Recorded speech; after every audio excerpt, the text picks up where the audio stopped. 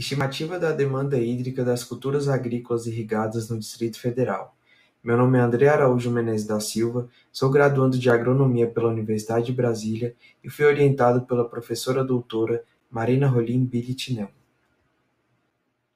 Sabemos que cada vez mais torna-se importante a gestão dos recursos hídricos, devido a alguns fatores que influenciam, como o crescimento populacional, a intensificação da produção agrícola, conflitos nas bacias hidrográficas em distribuição de água, a demanda e a distribuição de alimentos e, recentemente, a pandemia da Covid-19, que de alguma forma afetou a agricultura irrigada.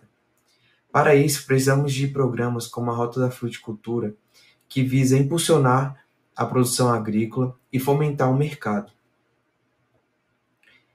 Dessa forma, o objetivo do trabalho foi estimar a demanda hídrica das principais culturas agrícolas no Distrito Federal. O trabalho foi realizado em algumas etapas.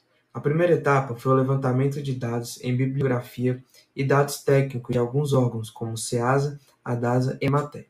O próximo passo foi a obtenção de áreas agrícolas irrigadas.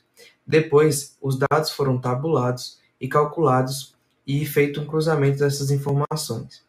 Logo após, foi feita a elaboração de mapas no QGIS para uma melhor visualização dos cenários. As áreas irrigadas obtidas do cenário atual foi de um trabalho autoral apresentado no 26º Congresso de Iniciação Científica da UNB, que tem como título Mapeamento das Culturas Agrícolas Irrigadas do Distrito Federal. Esse mapeamento nos dá cerca de 20.700 hectares de área irrigada. Com a implementação da Rota da Fruticultura no Distrito Federal, foram elaborados dois cenários, em que, no cenário 1, considera-se a conversão de 100% de áreas de pousio para fruticultura e, no cenário 2, 50% de áreas de olericultura para fruticultura. Assim, conseguimos estimar a demanda hídrica mensal de cada cenário. Através da comparação entre cenários, conseguimos observar, então, como seria a variação da demanda hídrica mensal entre cada um deles, em que, no primeiro cenário, teríamos um aumento de cerca de 1 bilhão e 800 milhões de litros de águas mensais em áreas de fruticultura, tendo em vista que essas novas áreas são de áreas de pousio, que antes não estavam sendo utilizadas. Já no cenário 2, haveria uma diminuição na demanda hídrica nas áreas de olericultura, de cerca de 2 bilhões e 800 milhões de litros. Em contrapartida, teríamos um aumento nas áreas de fruticultura, de cerca de 3 bilhões e 500 milhões de litros. Isso resultaria em um aumento de cerca de 750 milhões de litros para o cenário 2. Os mapas foram elaborados para uma melhor visualização dos cenários. Podemos observar que em algumas regiões, como é o caso de Braslândia, onde se localiza a bacia do Rio Descoberto, possui uma grande concentração de área de fruticultura. Assim, com a alteração dos mapas, conseguimos observar bem essa mudança.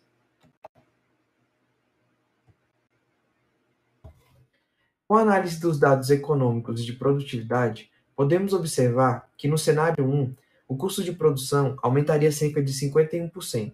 Em contrapartida, teríamos um aumento na renda de cerca de 7 milhões por colheita. Já no cenário 2, com a conversão de áreas de olericultura para fruticultura, teríamos uma diminuição no custo de produção de olericultura e um aumento no custo de produção de fruticultura, que compensaria esses valores. Já a venda aumentaria cerca de 100%. Podemos concluir, então, que a estimativa da demanda hídrica para o cenário atual apresentou um consumo mensal médio de quase 5 bilhões e 600 milhões de litros para áreas de olericultura e cerca de 3 bilhões e 544 milhões de litros para a fruticultura. No cenário 1, a demanda hídrica aumentaria cerca de 1 bilhão e 800 milhões de litros. E o custo de produção para os produtores seria de cerca de 12 milhões nessas novas áreas que eram cultivadas. O aumento da produtividade e do valor de venda, por outro lado, aumentaria cerca de 51%. Já no cenário 2, o aumento da demanda hídrica total seria de 750 milhões de litros. E o custo de produção, 11 milhões. Por outro lado, o aumento da produtividade e do valor de venda seria de 101%. Assim, o cenário 2 apresenta um melhor potencial para desenvolvimento da fruticultura no DF, como propõe a Rota da Fruticultura.